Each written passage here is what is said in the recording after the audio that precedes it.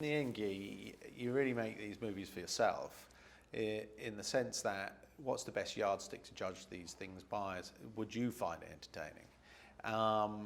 So I fashion a film to make it entertaining. And I think some directors have a problem once you've shot a scene, getting rid of it. I have the opposite problem, that once I've shot a scene, I'd much rather not have the scene than be bored by the scene. So I do have the faculty of concertining a narrative to make it shorter rather than longer, simply because I get distracted if I'm not entertained. So the contemporarization of the story, I think, is key to the success of the film. Was this on purpose, or is just your style? It's both is the answer to that. It happens that my style lends itself, but also, harking back to my last answer, it's what would I find compelling? And I'll go, it's taking a bit of time. There's a lot of shoe leather going into this.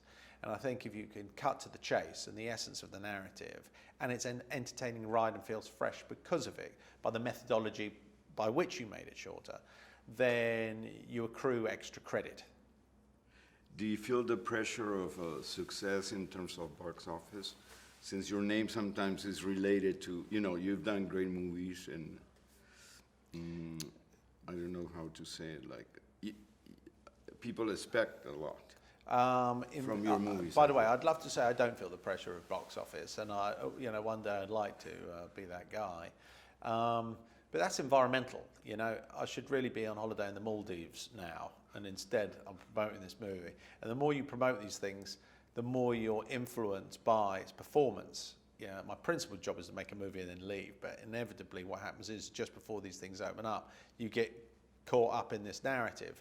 So unfortunately, I am caught up in the result. So it's inevitable. But what can you do? It's natural. It's natural. I mean, you work for not only for money but also for money, right?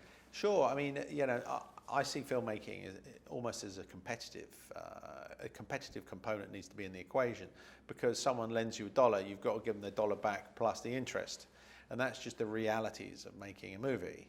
So, I'm not in the business of losing people money. Yeah. The world we're going through a period of neo-fascism, I think. And the film is, for me, is a story of resistance. And it could be applied today. Like, we will need a King Arthur here or in France because of Le Pen, Trump, what's her name, the English one, Margaret Theresa May. No, Theresa May, and all these people. So I think that this film symbolizes the strengths of resistance.